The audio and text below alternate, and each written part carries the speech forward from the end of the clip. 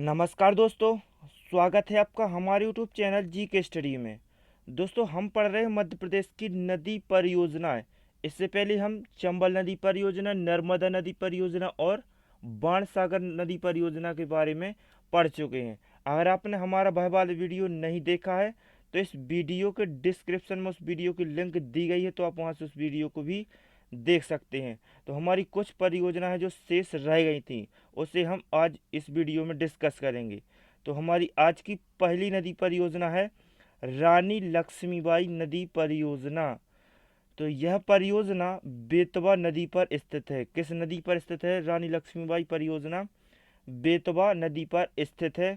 और इस परियोजना को राजघाट बांध या फिर माता टीला बांध के नाम से भी जाना जाता है।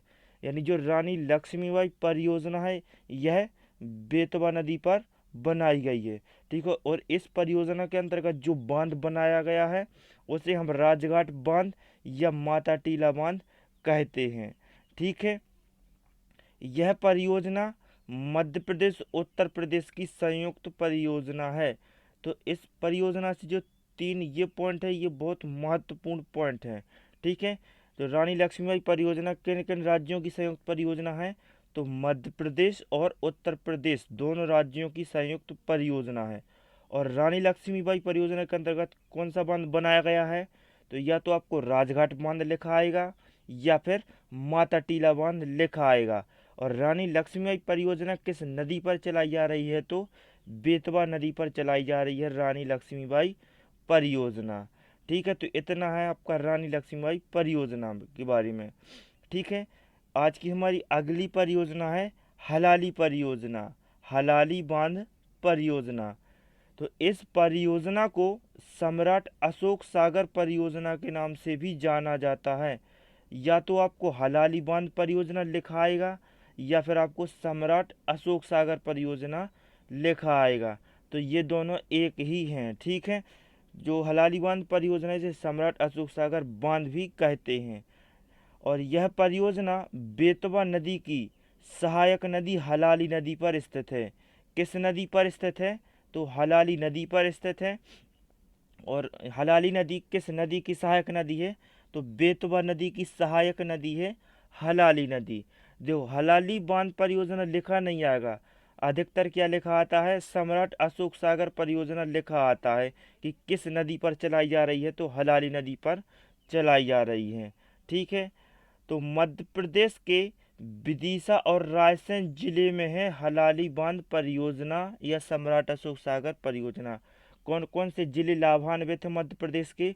तो विदिशा और रायसेन। यानी जो हलाली नदी पर डैम बनाया गया है उससे विदिशा और रायसेन जिले लाभान्वित हैं। वहाँ पर सर्वाधिक सिंचाई होती है इस परियोजना से। ठीक है। तो आज की हमारी अगली परियोजना है पेंच परियोजना, पेंच नदी परियोजना। तो यह परियोजना पेंच नदी पर स्थित है। कौन सी नदी पर स्थित है? पेंच परियोजना पेंच नदी पर स्थित है। और यह परियोजना मध्य प्रदेश के छिंदवाड़ा और बालाघाट जिले में स्थित है। यानी जो मध्य प्रदेश के हैं छिंदवाड़ा, बालाघाट और सिवनी, ये तीन जिले लाभान्वित होते हैं इस परियोजना से, पेंच परियोजना से। और यह परियोजना मध्य प्रदेश और महाराष्ट्र की संयुक्त परियोजना है। अब ये जो पेंच परियोजना है, किन राज्यों की संयुक्त परियोजना है? तो मध्य प्रदेश और महाराष्ट्र, इन दो राज्यों की संयुक्त परियोजना है। ठीक है। अगली है जोवट परियोजना, जोवट परियोजना। तो इस परियोजना को चंद्रशेखर आजाद के नाम पर चंद्रशेखर परियोजना के नाम से भी जाना जाता है। ठीक है। क्योंकि यह परियोजना है जो धार और अलीराजपुर में है, इसलिए इसे चंद्रशेखर परियोजना के नाम से भी जाना जाता है। क्योंकि जो चंद्रशेखर आज़ाद हैं वो मध्य प्रदेश के अलीराजपुर जिले से संबंधित हैं, उनका जन्म वहीं हुआ था। ठीक है। तो यह परियोजना जो चंद्रशेखर परियोजना नर्मदा नदी की सहायक नदी हथनी पर स्थित है। कौन सी नदी पर स्थित है जोवट परियोजना? तो हथनी नदी पर स्थित है। और हथनी नदी नर्मदा नदी की सहायक नदी है। ठीक है।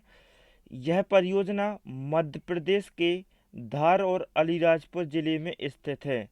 यानी पूछे कि जोबट परियोजना से मध्य प्रदेश के कौन कौन से जिले लाभान्वित हैं, तो धार और अलीराजपुर।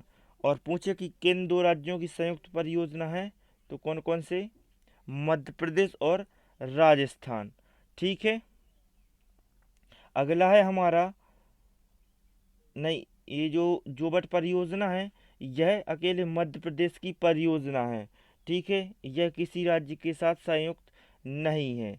और आज की हमारी अगली परियोजना है उर्मिल नदी परियोजना।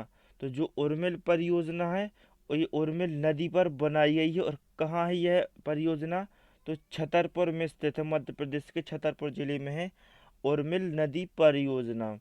ठीक है, अगली कुछ जो परियोजना है वो नदी के नाम पर ही चलाई जा रही हैं। जैसे तवा परियोजना हो गई, तो तवा परियोजना किस नदी पर है, तवा नदी पर है। किस जिले में है, तो होशंगाबाद जिले में है तवा परियोजना। अगली है बाघ परियोजना, ये बाघ नदी पर चलाई जा रही है, मध्य प्रदेश और महाराष्ट्र की संयुक्त परियोजना है। पूछा जाए कि बाघ परियोजना किन दो राज्यों की संयुक्त परियोजना है, तो मध्य प्रदेश और महाराष्ट्र की संयुक्त परियोजना है। ठीक है, और बावन थड़ी परियोजना, बावन थड़ी परियोजना जिसे हम राजीव नगर परियोजना के नाम से भी जानते हैं, ये किस नदी पर चलाई जा रही है, तो बावन थड़ी नदी पर चलाई जा रही है और मध्य प्रदेश और महाराष्ट्र की संयुक्त परियोजना है। आपसे यह नहीं पूछा जाएगा कि बाघ परियोजना किस नदी पर है, बावन थड़ी परियोजना किस नदी पर है। आपसे क्या पूछा जाएगा कि जो बाघ परियोजना है यह किन दो राज्यों की संयुक्त परियोजना है, तो मध्य प्रदेश और महाराष्ट्र। ऐसा पूछा जा सकता है इस बावन थड़ी परियोजना से कि जो राजीव नगर परियोजना है यह किस नदी पर है, तो बावन थड़ी नदी पर है यह परियोजना और मध्य प्रदेश और महाराष्ट्र की संयुक्त परियोजना है। ठीक है, अगली है हमारी माही नदी परियोजना। तो माही नदी परियोजना माही नदी पर है और यह मध्य प्रदेश और राजस्थान की संयुक्त परियोजना है। ठीक है, क्योंकि ये जो नदी परियोजना है ये नदियों के नाम पर ही दी गई हैं, इसलिए यहाँ से नदी पूछे जाने की संभावना बहुत कम होती है।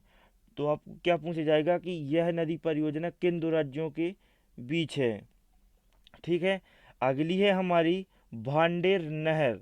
जो भांडेर नहर है इससे कहाँ कहाँ सिंचाई होती है, तो दतिया, ग्वालियर और भिंड में होती है भांडेर नहर से सिंचाई।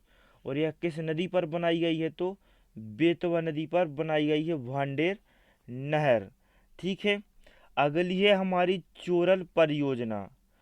चोरल परियोजना कहाँ है, तो चोरल नदी पर है। चोरल नदी कहाँ से निकलती है, तो इंदौर से ही निकलती है चोरल नदी। ठीक है, और मध्य प्रदेश की पहली अंतरघाटी परियोजना है। सबसे महत्वपूर्ण बिंदु यही है चोरल नदी परियोजना और नदी परियोजनाओं का, कि मध्य प्रदेश की पहली अंतरघाटी परियोजना कौन सी है, तो चोरल नदी परियोजना मध्य प्रदेश की पहली अंतरघाटी नदी परियोजना है। ठीक है, अगली है हमारी बैनगंगा परियोजना, या फिर इसे संजय सरोवर परियोजना के नाम से भी जाना जाता है, बैनगंगा परियोजना को।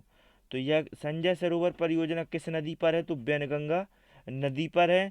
और मध्य प्रदेश के कौन कौन से जिले लाभान्वित हैं इससे, तो बालाघाट और सिवनी इससे लाभान्वित हैं। और यह परियोजना मध्य प्रदेश और महाराष्ट्र की संयुक्त परियोजना है। ठीक है, अगली है हमारी सुक्ता परियोजना। तो सुक्ता नदी परियोजना किस नदी पर है, सुक्ता नदी पर है। और मध्य प्रदेश के किस जिले में स्थित है, तो खंडवा जिले में स्थित है, यानी खंडवा जिले में सबसे ज़्यादा सिंचाई होती है इस परियोजना के द्वारा। तो दोस्तों ये थी हमारी मध्य प्रदेश की कुछ प्रमुख नदी परियोजनाएं जो मध्य प्रदेश में होने वाली सभी परीक्षाओं में लगातार पूछी जाती हैं। दोस्तों अगर आप हमारे चैनल पर पहली बार आए हैं तो चैनल को सब्सक्राइब कर लें, और आपको हमारा यह वीडियो पसंद आया है तो प्लीज़ वीडियो को लाइक करें और अधिक से अधिक शेयर करें।